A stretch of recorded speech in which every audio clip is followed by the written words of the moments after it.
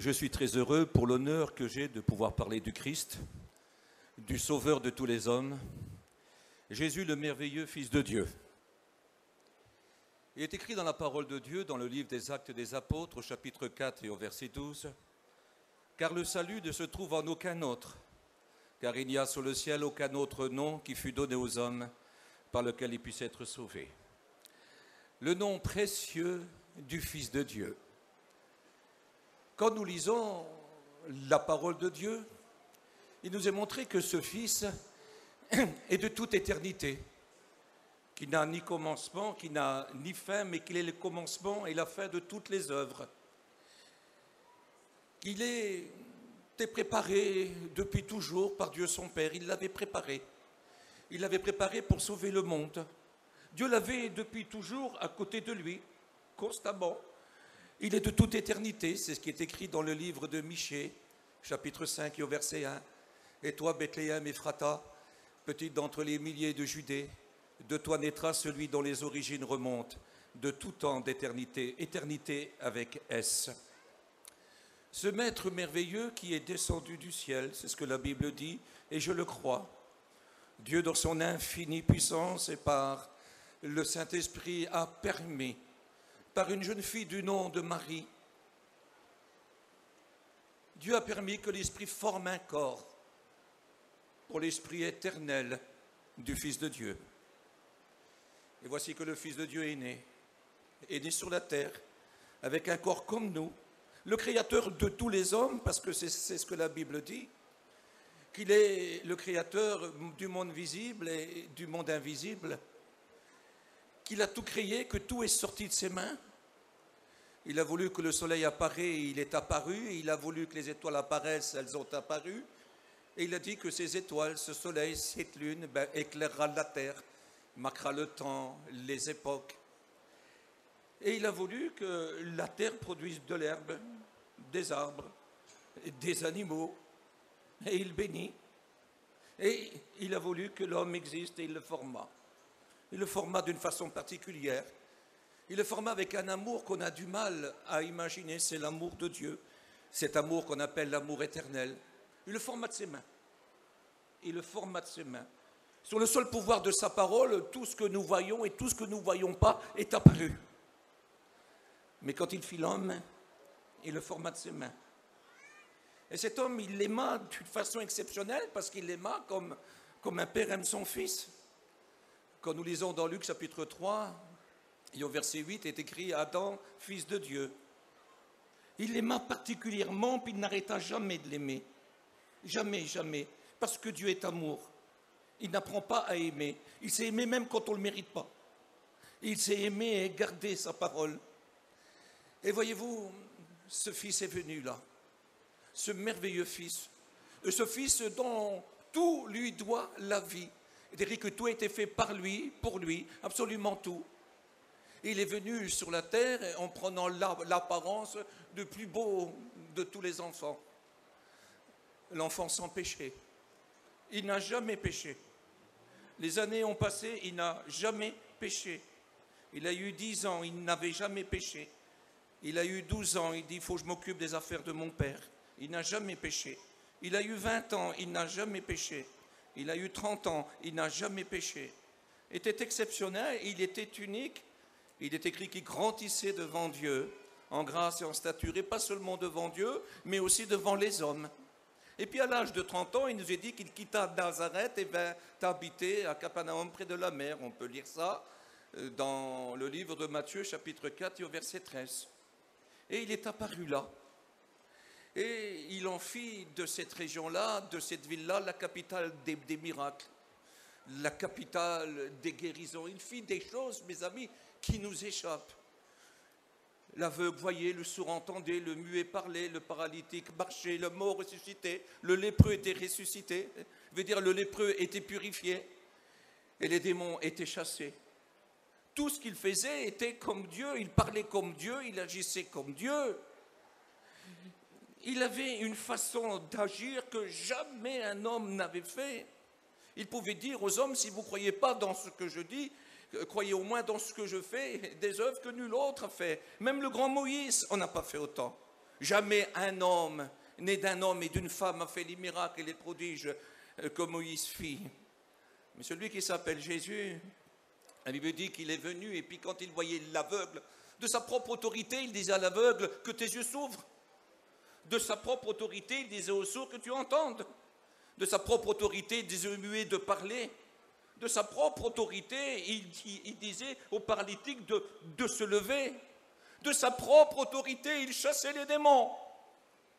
Il disait, je vous l'ordonne, partez. Et les démons hurlaient en disant, nous savons qui tu es. Tu es le Saint de Dieu, le Fils du Dieu très haut. Mais il ne leur permettait pas de parler. Tous les hommes qui ont paru ont parlé de la part de Dieu. Et tout ce qu'ils ont fait, ils l'ont fait au nom de Dieu. Mais lui, il le faisait de sa propre autorité. Il disait, comme le Père donne la vie et ressuscite les morts, ainsi le Fils donne la vie à qui il veut. Son autorité était exceptionnelle et on venait de toutes parts. Il n'y avait pas une région d'Israël où on ne venait pas vers Jésus avec nos malades, avec nos possédés, avec nos malheureux. C'était exceptionnel, on voyait arriver des aveugles, on les voyait repartir en voyant. On voyait des paralytiques qui étaient portés et puis qui repartaient en chantant, en louant Dieu. On voyait des choses exceptionnelles. Le sourd entendait véritablement, le muet parlait.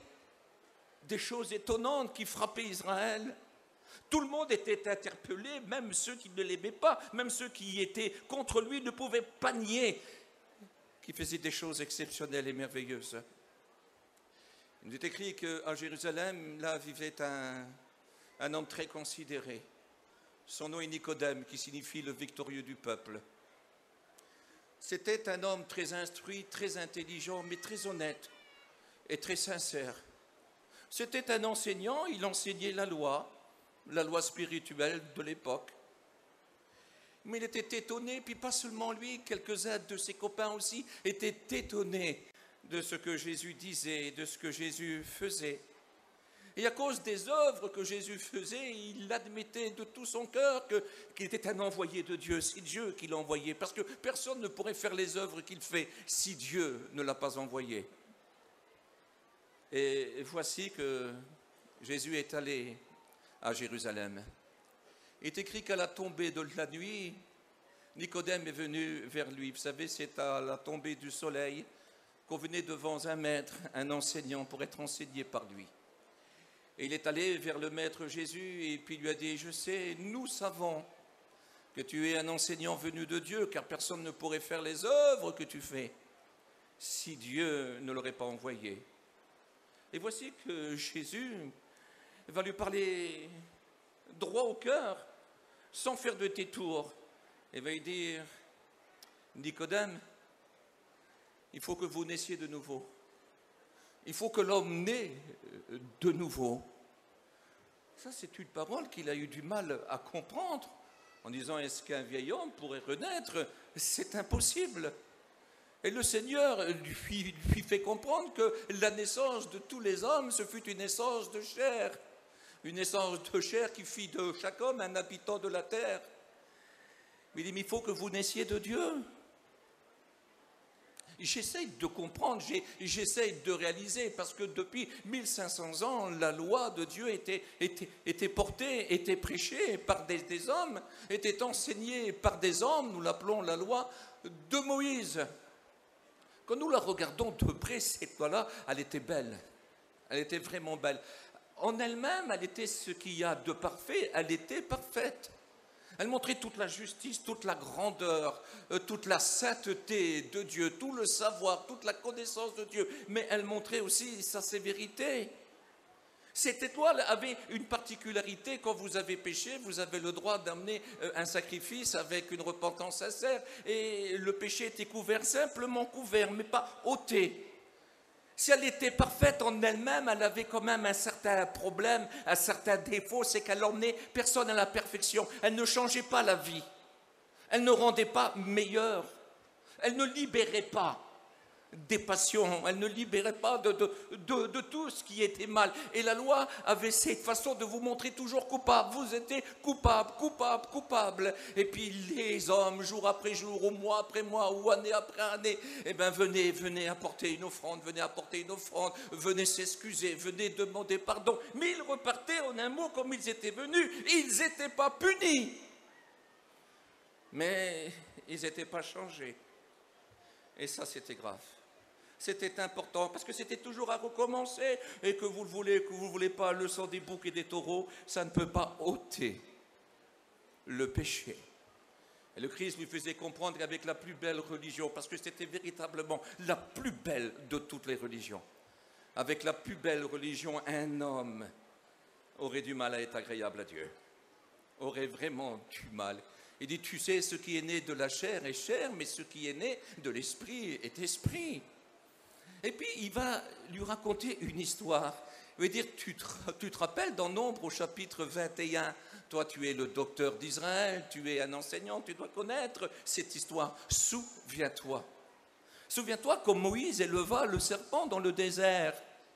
Et le serpent dans le désert, c'était un serpent qu'on avait fondu, un serpent de bronze qu'on avait fondu dans un moule et qu'on avait placé sur une haute perche. Et pourquoi on l'avait placé sur cette haute perche? Parce qu'il nous est dit que dans le désert, il y avait des serpents brûlants, des aspies ou les vipères du désert. Et quand elles vous mordaient, vous n'avez aucune chance de vous en sortir.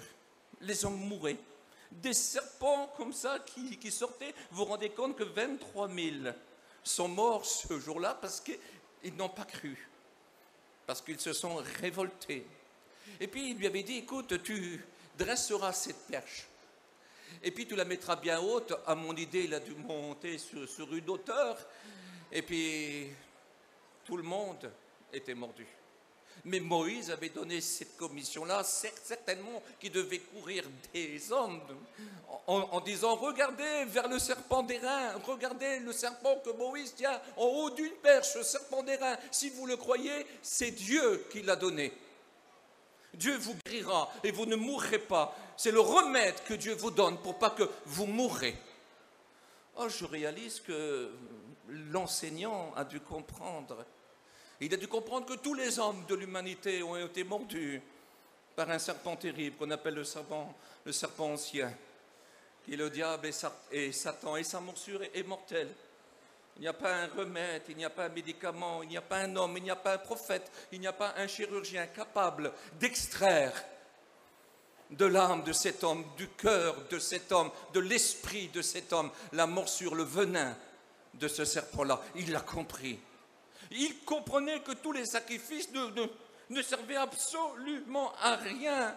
Il lui fallait une vie nouvelle, une vie libérée de tout ce venin, une vie libérée de tout ce pouvoir, selon ce qui est écrit, qu'en Christ nous avons été délivrés de la puissance du diable pour être transportés dans le royaume du Fils de l'amour de Dieu, c'est-à-dire sur un autre règne, sur un autre régime. Il a compris ça. Il le comprenait, alors il est parti, il est rentré chez lui et le temps a passé et Jésus continuait, lui, à prêcher l'évangile et à guérir les malades. Et il nous a dit qu'au bout de 3 ans, le Maître Jésus, selon ce qu'il avait annoncé lui-même et selon ce que les prophètes avaient annoncé, le Maître Jésus devait donner sa vie, devait mourir, devait être livré entre les mains des pécheurs, que les pécheurs devraient le prendre et qu'ils devraient le crucifier et que 3 jours après, il ressusciterait. Et voici ce qui est arrivé. Voici que le Maître Jésus est arrêté dans le jardin de Gethsémane, là où il y a le mont des Oliviers. Le Maître est arrêté comme on arrête un malfaiteur. Quand il fut arrêté, il protégea ses disciples d'une façon exceptionnelle. Il leur ordonna de ne pas toucher à ses disciples et quand il se présenta à eux, ils tomba tous à terre. Et c'est lui-même qui leur donna l'ordre de se relever. Et puis il tendit ses mains, il le prit et l'emmena pour être jugé. Son jugement fut un jugement faux, un jugement faussé. Un jugement qui s'est fait encore pendant que la nuit était encore là. Un jugement qui s'est fait pendant que ses amis, ils n'étaient pas là. Toutes les femmes dont les fils ont été guéris, toutes les femmes dont les maris ont été guéris, tous les maris dont les fils et les femmes ont été guéris, tous les fils dont les mères ont été guéris. Tous les hommes et les femmes qui avaient connu la délivrance et la paix, un sens, un but dans leur vie. Tous ces hommes et ces femmes qui avaient été pardonnés de leurs fautes. Tous ces hommes et ces femmes qui avaient trouvé la paix n'étaient pas là. Ces multitudes. Il y eut un temps où les gens se jetaient sur lui et quiconque le touchait était guéri. On mettait les malades sur les places publiques, il passait au milieu. Et tous ceux qui le touchaient étaient guéris ou délivrés, quelle que soit la maladie qu'ils avaient. Ils n'étaient pas là, c'était un complot, un odieux complot, parce que les chefs religieux étaient jaloux sur lui, parce que tous venaient à lui. Tout ce qu'il faisait était gratuit. Souvenez-vous qu'il n'a jamais fait un miracle pour lui. Il n'a jamais rien demandé pour lui. Tout ce qu'il a fait, il l'a fait pour l'homme, il l'a fait pour la femme, tout ce qu'il était, tout son grand pouvoir, il l'a manifesté pour les hommes et les femmes qui venaient vers lui. Jésus fut condamné à mort après qu'il fut défiguré, après que sa barbe fut arrachée, que son visage fut couvert de crachats. Voici que Jésus est condamné à mort. La Bible dit que portant sa croix, on l'emmena jusque ce lieu qui se nomme en hébreu Golgotha et qui signifie crâne. Et là, il nous est écrit qu'il fut crucifié entre deux brigands. Le maître était là pendant plusieurs heures, pendant 6 heures, entre terre et ciel. Un endroit exceptionnel. En araméen, ça s'appelle Goulgoulet. Et Goulgoulet signifie lieu de scrutin et d'élection. L'endroit où on vote, où les hommes et les femmes doivent voter. Vous savez qu'Israël, c'est le pays le plus au centre de la terre. Jérusalem, le centre, la ville la plus au centre. Et le lieu du crâne, le lieu le plus au centre de toute la terre. Un jour à la fête, Philippe est allé vers lui et il lui avait dit, tu sais, des étrangers, des non-juifs sont venus à cause de ta grande renommée et veulent te voir. Et puis Jésus avait dit, quand je serai élevé entre terre et ciel, j'attirerai tous les hommes à moi. Il dit, il me tarde que le grain de blé ne meure, parce que s'il ne meurt pas, il demeure seul. Mais quand je serai élevé entre terre et ciel, j'attirerai tous les hommes à moi. Le lieu au centre même de la terre est devenu le lieu de vote pour toute la terre, pour le roi des rois, pour être sauvé ou perdu, pour le ciel ou pour l'enfer, avec Dieu ou contre Dieu.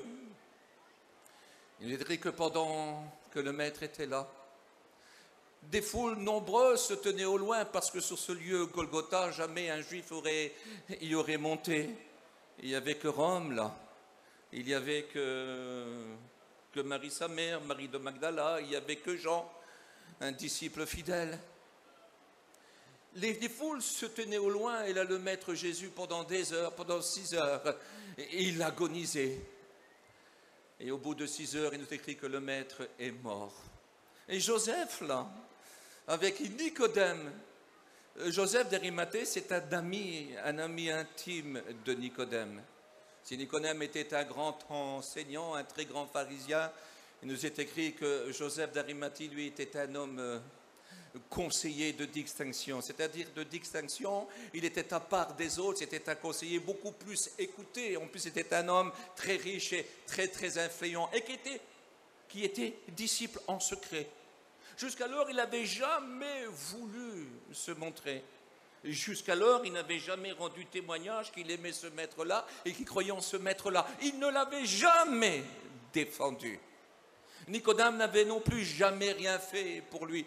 Si seulement quelque temps avant son arrestation, quand le Sanhédrin, les chefs religieux, le tribunal suprême d'Israël, avec son souverain sacrificateur, avait décidé de faire mourir Jésus. Lui, il avait dit, pouvez-vous le faire mourir? Notre loi peut-elle condamner un homme sans l'avoir écouté? Lui, il l'avait écouté et il lui avait dit, serais-tu aussi un de ses disciples? Et il ne répondit pas. Il eut peur. Mais quand son maître est mort sous la croix, quand Jésus est mort sous la croix, alors il vota lui. Il vota pour le Maître Jésus. Et il est venu donc avec Joseph d'Arimathie. Il est écrit que Joseph d'Arimathie, lui, est venu avec un linceul. Et puis, il lui proposa son propre tombeau, un tombeau qu'il avait fait creuser pendant sa vie pour lui. Avec un linceul neuf, comme si qu'on le donne pour un père, qu'on le donne pour un fils, qu'on le donne pour une épouse, comme si qu'on le donne pour un membre proche de sa famille. Et puis, Nicodème est venu avec 100 livres de myrrhe et d'aloé qui était le poids, qui était la mesure pour un roi. Un roi qui était fils, un roi qui était frère, un roi qui est père, un roi qui est le plus proche famille. Et voici que devant tout le monde, alors sans hésitation, ça c'est su partout, c'est obligé que ça se sache. Devant tout le monde, montant sur ce lieu maudit, puis décrochant de la croix ce corps ensanglanté. Et la Bible dit que quand on était crucifié, on était maudit. Mais imaginez un enseignant de la loi, imaginez un conseiller de distinction de la loi, du Sanhédrin, faire ces choses. Mais sans hésitation, avec un amour immense, ils se sont décidés de ne plus se taire. Se sont décidés de ne plus se taire. Et puis de voter ouvertement pour lui, quel que soit le prix, quelle que soit la vie qu'ils auraient. Parce qu'il est certain que leur vie changera. Ils ne seront plus ce qu'ils sont. Ils n'auront plus cette marque d'honneur. Ils ne seront plus si recherchés, mais ils seront sauvés. Et ils auront pour maître et roi Jésus pour toujours. Mes amis, comme c'est important de connaître ce maître Jésus, pas seulement de croire qu'il existe, mais de savoir qu'il est notre sauveur, de savoir qu'il est rentré dans notre vie, de savoir que nos péchés sont pardonnés. C'est ce qui compte. Parce que si nous sommes perdus, alors nous sommes les plus malheureux des hommes, c'est ce que la Bible dit. Si nous vivons, si nous espérons que pour ces choses présentes, alors nous avons perdu d'autres temps. Et nous sommes les gens les plus misérables de la terre. Ces gens-là étaient riches, ils étaient puissants, ils étaient respectés. Mais la gloire de Dieu dans leur vie et l'espérance qu'ils avaient était bien plus grande que tout ce qu'ils avaient perdu. Et avec un bonheur, avec un courage, voici que ces hommes vont offrir alors une sépulture à Jésus-Christ. Ce que je voudrais vous faire comprendre, nous avons affaire ici à deux hommes qui étaient riches, qui étaient puissants et qui étaient en bonne santé. Et malgré toute leur gloire qu'ils avaient ici-bas, ils avaient compris que sans le Maître Jésus, leur péché ne serait jamais effacé. Qu'à cause de leur foi et de leur connaissance qu'ils avaient du Maître Jésus, ils ne pouvaient pas être sauvés. Ce n'étaient pas des ignorants. Tant que Jésus ne leur avait pas parlé, tant qu'ils ne connaissaient pas, alors leur péché n'aurait pas été reproché et la loi aurait pu les amener au salut. Mais à cause maintenant de leur connaissance, ils ne pouvaient plus faire marche arrière. Ils étaient coupables comme vous. Parce que l'évangile, ce n'est pas quelque chose que vous apprenez aujourd'hui. Il n'y a pas une famille chez nous où il n'y a pas de chrétiens. Pratiquement dans toutes les familles, il y a des serviteurs de Dieu. Pour la plupart d'entre vous, ça fait plusieurs dizaines d'années que vous connaissez l'évangile. Pour la plupart de la jeunesse, ils ont été élevés au milieu de l'évangile. Leurs amis, c'est des chrétiens. On ne peut pas se rendre dans un endroit sans rencontrer des hommes et des femmes qui connaissent l'évangile. Vous êtes coupables à cause de votre connaissance. Vous connaissez le chemin. Je rencontre des hommes et des femmes qui sont heureux que leurs enfants se convertissent, mais eux ne se convertissent pas. Ils savent que c'est la vérité, mais ne veulent pas s'engager. Mes amis, il n'est plus temps d'attendre. On ne peut pas savoir ce qu'un jour peut engendrer. Et dire ici, aujourd'hui, tu entends sa voix. N'endurcis pas ton cœur. Nous voyons deux hommes qui avaient tout pour être heureux, mais ils savaient très bien que s'ils avaient réussi leur vie ici-bas, ils avaient perdu leur vie éternelle. Et ils savaient qu'un seul pouvait leur donner cette vie-là. Le Maître Jésus qui a dit lui-même, je suis le chemin, la vérité et la vie. Nul ne vient au Père que par moi. Ces hommes-là, sans hésitation, même s'ils devraient perdre leur honneur et même si un jour ils devraient mourir pour lui, ils étaient prêts parce qu'ils savaient qu'il fallait mieux mourir pour lui que de passer l'éternité sans lui. Ce que je voudrais vous rappeler dans cette soirée, que les hommes et les femmes ne sont pas obligés d'être perdus. Vous n'êtes pas obligés d'être perdus. Vous pouvez être sauvés. L'enfer n'a pas été fait pour les hommes ni pour les femmes. L'enfer a été fait pour le diable et ses démons. Mais Dieu a donné Jésus-Christ pour sauver les hommes et les femmes. Jésus dit qu'il n'y a que 2 endroits pour passer l'éternité. Vous n'êtes pas obligé d'aller dans l'endroit qui est l'enfer. Vous pouvez choisir Jésus et être sauvé ce soir. À Capernaum, il y avait un homme du nom de Lévi, vous lirez ça dans Matthieu chapitre 9. Lévi était un juif, mais un juif publicain. Un publicain, c'était quelqu'un qui était à la solde de Rome et il était détesté par les autres juifs et surtout par la classe religieuse. Les gens ne l'aimaient pas. On le classait dans les rangs des gens les plus bas, qui mériteraient même la mort. Mais la mort, un Israélite n'avait pas le droit de la donner. Rome occupait depuis longtemps Israël. C'était un pays en occupation. Et cet homme servait Rome comme il était obligé de le faire. Et puis, je ne sais pas combien de temps cela a passé, bien dû se rendre compte que Rome était ses maîtres. Rien d'autre. Et le peu que Rome pouvait donner n'aurait jamais pu lui ouvrir l'éternité. Il est juif, il connaît les bases même de la loi. Oui, mais c'est un homme qui vit à Capernaum, là où Jésus a fait son ministère pendant 3 ans. Il a vu des miracles, il a vu des prodiges, il a vu lui au lieu de péage, parce que lui à son lieu de péage, c'était un endroit où les foules passaient et devaient payer pour pouvoir passer. Il a vu des aveugles repartir en voyant, il a vu les boiteux repartir. Il a vu ces gens malades et malheureux repartir en chantant, il l'a vu, mais lui se sent sale. C'est le genre d'homme où on ne parle pas, où on ne fait pas de place, où on n'a aucun respect. C'est un collaborateur. Lui a vu Jésus passer, puis il a entendu Jésus parler, et puis il sait tout ce que Jésus a fait. Et dans son cœur, lui, il le croit, il le croit, il le croit. Mais comment s'adresser à Jésus, lui, un homme si sale, un homme sans honneur? Mais ce qui est exceptionnel, c'est que Jésus connaît tout. Jésus connaît les cœurs. Jésus connaît tout. Il est écrit, il n'est pas besoin qu'on lui rende témoignage d'un homme parce qu'il savait ce qu'il y avait dans l'homme. Il sait, il connaît toute ta vie. La parole n'est pas encore sur tes lèvres, que déjà il la connaît tout entier. Tu n'as pas encore fait un pas qu'il connaît tous les pas que tu ferais. Tu n'as pas encore vécu seulement un jour, qu'il connaît tous les jours qui t'est destiné. Il connaît absolument tout. Est-ce que vous savez qu'il est écrit dans le livre de l'Apocalypse, au chapitre 13, au verset 8 ? Il est écrit qu'avant la fondation du monde, les noms de ceux qui aimeraient Jésus et qui seraient sauvés par lui seraient écrits, inscrits dans le livre de vie de l'agneau. Et c'est marqué dans 17:8 du même livre encore. Ce n'est pas de la prédestination comme on croit. Je veux sauver celui-là, je ne le veux pas. Non, car Dieu a tant aimé le monde qu'il a donné son Fils unique, afin que quiconque croit en lui ne périsse point, mais qu'il ait la vie éternelle. Qu'il n'a pas envoyé son Fils dans le monde pour qu'il juge le monde, mais pour que le monde soit sauvé par lui. Non, ce n'est pas une prédestination, je te prends à toi, puis toi je ne te veux pas, même si tu voudrais. Mais Dieu sait tout. Et écrit dans 1 Pierre 1,18, ce n'est pas par de l'or ni de l'argent que vous avez été rachetés de la vaine manière de vivre. Non, ce n'est pas par ces choses périssables, mais c'est par le sang précieux de Jésus-Christ, comme d'un agneau sans tache et sans défaut, préparé avant la fondation du monde et manifesté aujourd'hui à cause de vous. C'est ce que l'apôtre Pierre dit.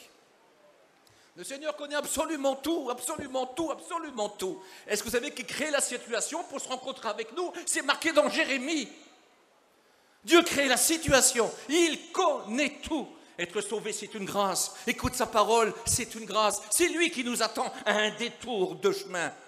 C'est lui qui donne rendez-vous aux hommes. Ne croyez pas que c'est un hasard que vous êtes dans cette mission. Ne croyez pas que c'est un hasard. Dieu veut se rencontrer avec vous. Il vous connaît.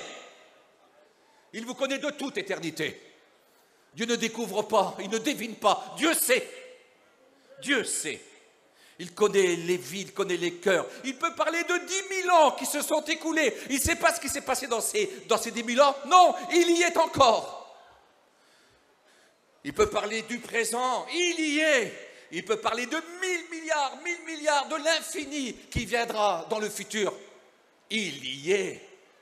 Il y est. Pour lui, il n'y a pas de distance. Il n'y a pas de temps. Il est partout. Partout. Dans tous les temps. Et dans l'infini. Il est partout. Dieu est immense. Dieu est merveilleux. Dieu est irremplaçable. Dieu est inégalable. On ne peut pas vivre sans Dieu. Et voici que Lévi est là dans son lieu de péage. Et puis il fait payer tout le monde. Et puis sans pitié, il faut payer. Et voici que Jésus passe. Oh, je suis persuadé qu'il a même du mal à regarder Jésus, à soutenir ce regard, parce que lui, il y croit. Il y croit, je le sais, parce que jamais Jésus a guéri de force ou sauvé de force. Il a guéri et sauvé ceux qui lui ont demandé, ceux qui ont cru en lui. Il ne fait pas de préférence, mais il a promis, je ne jetterai pas dehors celui qui vient à moi. Et il a dit, toi, oh, il y en avait certainement d'autres, hein. Toi, suis-moi. Il connaissait son cœur. Comme il connaît le lépreux qui s'est jeté à ses pieds dans Matthieu 8 et qui lui a dit, si tu veux, tu peux me purifier. Il le savait. Le lépreux savait que Jésus savait qu'il avait de la foi et qu'il croyait en lui. Croyez pas seulement qu'il était capable de le guérir, mais qu'il était celui qu'il disait d'être, le véritable sauveur du monde, l'espérance de toutes les nations. Il le savait. Ce lépreux que sans hésitation est venu se jeter aux pieds de Jésus. Un lépreux devait se tenir au loin et crier impur, impur et réclamer son bien. Mais vers Jésus, on peut se jeter à ses pieds. Il savait. Jésus fut rempli de joie et aussi de compassion et avec amour. La main qui, avec un peu de terre, a créé l'homme, a créé Adam. Avec amour, le toucha et le purifia. Jésus n'a pas changé. Il est toujours le même. Ta vie a besoin d'être purifiée. Tu as besoin de naître de nouveau. Un jour, tu es né une femme et un homme, et ça a fait de toi un habitant de la terre. Tu es né charnellement, mais aujourd'hui, tu peux naître spirituellement. Tu peux connaître une nouvelle vie. Une vie en Dieu. Une vie pour Dieu. Une vie par Dieu. Avec des œuvres préparées d'avance. Éphésiens 2:10. On est l'ouvrage de Dieu. Pour créer des bonnes œuvres. Pour pratiquer des bonnes œuvres que Dieu a préparé pour nous. Nous sommes créés sur le modèle de Jésus-Christ. En Christ, il est écrit, celui qui est en Christ est une nouvelle créature. Les choses anciennes sont passées, voici toutes choses sont devenues nouvelles. Et voici que Lévi a tout laissé, n'a pas rendu des comptes à ceux qui l'entouraient. Il savait que celui qui l'appelait avait le pouvoir de le garder, de le protéger. Il savait que celui qui l'appelait était fidèle. Il l'a suivi, et puis Lévi est devenu ce grand apôtre, l'apôtre Matthieu. Lui-même va écrire son expérience, sa conversion dans Matthieu chapitre 9. Lui-même, quelque chose qu'il ne pourra jamais oublier. Nous avons entendu tout à l'heure des témoignages terribles d'hommes qui étaient des voyous. Oui, mais lui, c'était un traître. C'était un collaborateur. C'était un homme sale et impur. On le mettait dans le rang de gens que je ne peux pas vous parler, mais que la loi pouvait permettre qu'on tue. Mais Jésus connaissait son cœur. Oh, je suis persuadé que les cantiques qu'il avait écoutés dans sa jeunesse par ses parents, parce que j'imagine que s'il a encore des parents, un homme comme ça, non, parce que dans sa maison, il y a vraiment des gens de mauvaise vie. Ce qui se passe chez lui, ses invités et ses amis, ce sont des gens horribles. C'est un homme qui vit vraiment dans la souillure, comme ce n'est pas possible. Mais il a écouté Jésus. Et sa vie fut touchée. Quel que soit ce que tu as fait, quel que soit ce que tu as commis, il y a un cantique qui dit, il y a toujours une place pour toi auprès de Jésus. Toujours une place à la croix. À la croix, quand on vient à la croix, on peut être sauvé. Comme le brigand qui a dit, Seigneur, quand tu viendras dans ton règne, souviens-toi de moi. Le Seigneur pardonne les hommes et les femmes qui d'un cœur sincère viennent à lui. Tu ne pourras jamais te changer toi-même. Est-ce qu'un léopard pourrait enlever ses taches ou un noir changer sa peau? Toi qui es habitué à faire le mal, tu ne pourras jamais faire le bien. Mais si tu viens à Jésus, il te fait naître à la vie de Dieu. C'est différent. La religion donnait des tables de pierre trop lourdes à porter et sans pitié. Quand on se bute sur une pierre, on se blesse. Mais voici que le Seigneur donne une nouvelle vie, un cœur nouveau, un esprit nouveau.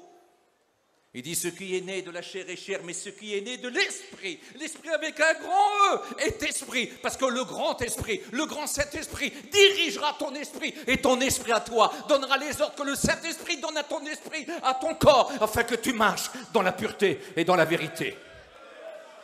Désires-tu ce soir faire une rencontre avec lui?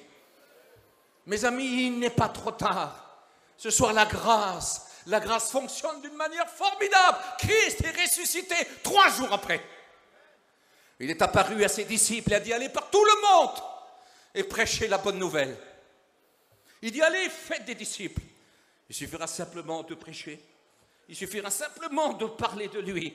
Il suffira tout simplement de le présenter. Et dans le monde entier, dans le monde entier, dans le monde entier, dans les pays les plus durs, vers les races les plus dures, les religions les plus dures, dans le monde entier, dans le monde entier, dans le monde entier, des hommes et des femmes se convertiront. Des hommes et des femmes que Dieu connaît depuis toujours et qu'il a marqué dans le livre de vie de l'agneau. Qui connaît depuis toujours. Il prépare la situation. Il dit, je vous enverrai jusqu'aux extrémités de la terre, car je veux que tous les hommes et toutes les femmes aient entendu l'évangile. Ce soir, tu as eu l'occasion d'écouter l'évangile, pas seulement ce soir, mais depuis longtemps. Depuis longtemps, tu résistes à cet évangile-là. Mais ce soir, je voudrais de tout mon cœur que tu acceptes cet évangile dans ton cœur, parce que c'est le bienheureux évangile de Dieu. Il n'y en a pas d'autre. Si tu veux avoir une éternité heureuse, il te faut cet évangile-là. Il y a 2 endroits pour passer l'éternité. En enfer avec le diable, c'est pas ce que Dieu veut. L'enfer, c'est pour le diable et ses démons. Ce que Dieu veut, c'est que toi, tu vas au ciel avec Jésus.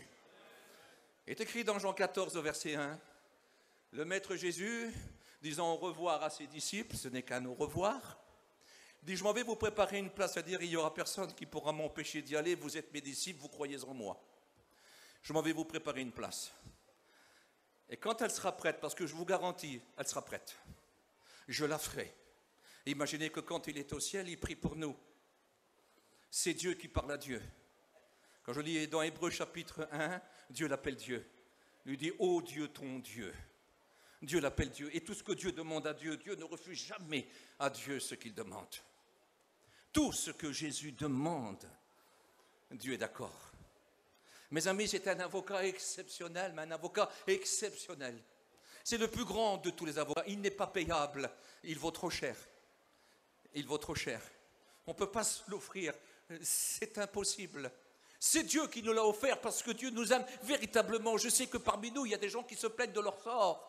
Qui se disent, moi je suis malheureux, je suis malheureuse. Moi ça ne va jamais. Moi je ne vis pas comme les autres gens. J'ai que des problèmes, j'ai que des soucis. J'ai connu que des drames et des tragédies. Moi personne ne me regarde. Personne ne fait de l'importance à moi. Moi on m'abandonne facilement. On ne me recherche pas. On ne me loue jamais. On me regarde d'ailleurs même pas. Les gens ont peur de me rencontrer parce que je suis fatigant. Parce que ma vie est difficile. Et parce que ça les encombre. Et Dieu dit, moi je suis sans valeur, je ne vaux rien.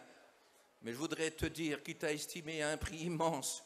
Il dit un mot et le soleil devient or, la lune devient diamant. Et puis il peut disposer des galaxies dans l'infini autant qu'il en veut, par le seul pouvoir de sa parole. Et tout se transforme en or, en diamant et en pierre précieuse. Mais tu vaux beaucoup plus que ça. Ton prix à toi est divin. Tu as une valeur divine. Tu es tiré de la poussière, mais tu as une valeur divine. Dieu a donné son Fils unique. Son Fils unique. Nous ne sommes pas fils uniques. Nous sommes rachetés et adoptés. Mais lui, c'est le Fils unique parce qu'il est comme Dieu. Et étant égal à Dieu, il n'a pas regardé à être regardé comme à une proie. Il est venu s'offrir pour nous sauver. Ce soir, ne reste pas perdu. Le salut est quelque chose de facile, mais qui se paye malgré tout à prix fort, parce que c'est le prix du cœur. Il a dit, mon fils, ma fille, donne-moi ton cœur. C'est une histoire de cœur. Le cœur, c'est la chose la plus dure, la plus dure, la plus dure, la plus dure. Mais la Bible dit que le cœur peut être brisé. Le cœur peut être brisé. Il dit que c'est l'amour de Dieu qui nous pousse à la repentance. Et tant que nous, les prédicateurs, nous vivrons, nous prêcherons le Christ Jésus. C'est l'amour de Dieu qui nous pousse à la repentance. Et qu'est-ce que c'est que la repentance? C'est un cœur brisé. C'est un amer regret. Un cœur brisé d'un amer regret, rien ne peut le consoler. Il n'y a que l'amour de Dieu qui peut le remplir et colmater les brèches de ses blessures. Il n'y a que l'amour de Dieu. Tout le monde n'aimera pas Dieu. Je vais vous faire une confession réelle. Il y a plus de perdus que de sauvés. La terre entière est appelée. Mais le troupeau des sauvés est appelé le petit troupeau que la main de Dieu conduit. Le petit troupeau qui n'a rien à craindre parce que Dieu a trouvé bon de lui donner le royaume. C'est ce que Jésus a dit. Ne fais pas partie du grand troupeau qui se perd. Ne sois pas sous la voie large et facile que la plus grande majorité de la terre prend. Prends le petit chemin étroit et resserré qui mène au ciel. Il s'appelle Jésus. On y voit tout son éclat, toute sa force, toute sa beauté. Quand on est sur ce chemin-là, on réalise sa fidélité et son amour et la vérité, la sanctification qu'il place en nous. Cette assurance incroyable. Nous savons que nous sommes sauvés.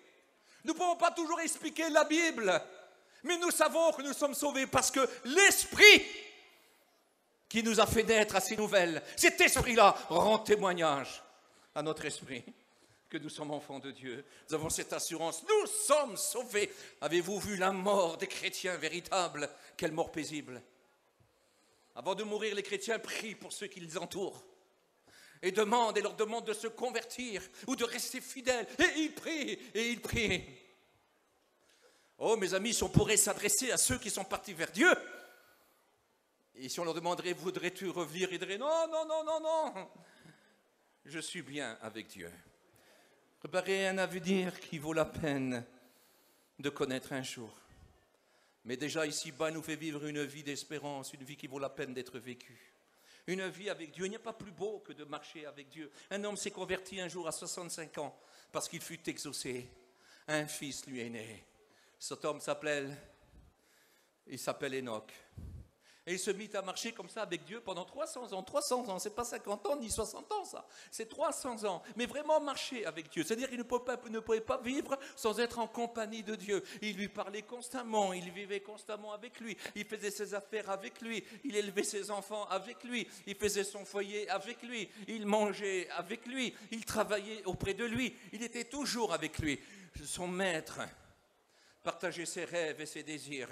Jamais il s'éloigna d'un pas de son maître. Il marcha avec son maître. 300 ans après, on ne le vit plus. Il dirait que son maître l'avait pris. Mais qu'il avait reçu le témoignage qui était agréable à Dieu. Qu'il était monté au ciel sans connaître la mort. Personne ne l'a veillé. On ne lui a jamais fait un tombeau. Il est monté au ciel. Un jour, le Seigneur a dit, ça fait 300 ans que tu me fais marcher avec toi. Maintenant, viens, je vais te faire marcher avec moi. Jusqu'au ciel. Et il fut au ciel. Et la Bible dit, là où Enoch a monté, nous irons aussi. Nous irons aussi, parce que Jésus a fait la promesse. Je vais vous préparer une place. Et quand elle sera faite, je viendrai vous chercher. Car je veux que là où je suis, vous y soyez aussi. Il y a quelque temps de cela, on a perdu un membre de notre famille. C'était un homme qui avait 82 ans. C'était un homme dont la vie chrétienne, il avait vraiment mal vécu, mais il semblerait qu'il s'était baptisé sans réellement comprendre ce que c'était la vie chrétienne. La nouvelle naissance, il semblerait qu'il ne l'avait pas connue, parce que jamais, aussi lointain que je peux me rappeler, ça a été un chrétien consciencieux et fidèle. Et au contraire, c'était un homme qui parlait un petit peu, il parlait sur les chrétiens, il trouvait toujours à redire sur eux. Et puis il est tombé malade, d'une maladie dont on ne se relève pas. Et j'ai été le voir et je lui ai dit, tu sais, je lui ai fait comprendre que son état n'était pas brillant, qu'il n'était certainement pas prêt pour rencontrer Jésus s'il ne se repent pas. J'ai dit, tu sais que Jésus a dit à ceux qui espèrent en lui, et tu peux espérer aussi en lui, qu'il est parti préparer une place. Et quand elle sera prête, il viendra chercher tous ceux qui croient en lui et qui espèrent en lui, car il veut que là où il est, tous ceux qui croient en lui soient avec lui. C'est une assurance. Et je lui ai dit, voudrais-tu qu'il te prépare une place? Il a commencé à pleurer, puis il s'est mis à prier avec moi en disant, Jésus, prépare-moi une place à moi aussi. Je te demande pardon. Et quelques jours après, il est parti. Ce que je voudrais vous faire comprendre, que nous soyons chrétiens depuis 50 ans ou depuis 1 minute, on est sauvé. Depuis 1 seconde, on est sauvé. Il n'y a pas longtemps de cela, un chagrin d'une personne qu'on a perdue agitait mon cœur et j'avais peur de ne pas avoir fait assez mon travail et pourtant, croyez-moi, j'avais fait ce que j'ai pu. Mais cette personne, il faut dire qu'avant de fermer les yeux, elle avait véritablement confessé le Christ. Et je me suis dit, et moi je me disais, pourvu que c'était vraiment vrai, que c'était réellement sincère, mais ça semblait sincère. Et pendant que je priais, une pensée venait dans mon cœur, et cette pensée me disait qu'on marche depuis 50 ans, 30 ans ou 20 ans sur le chemin qui s'appelle Jésus. Ce chemin-là mène au ciel. Mais si on y marche depuis une seconde, c'est toujours le même chemin. Il mène au ciel. Voudrais-tu ce soir te mettre sur ce chemin? Voudrais-tu demander à Jésus de te sauver? Voudrais-tu être pardonné de tes fautes?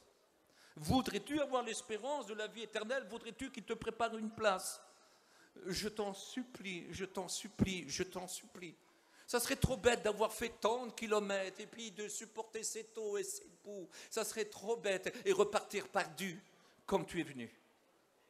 Tu peux être sauvé. Jésus t'a donné rendez-vous. N'endurcis pas ton cœur, n'endurcis pas ton cœur. Tu entends sa voix, il te parle, il te demande de l'accepter comme sauveur.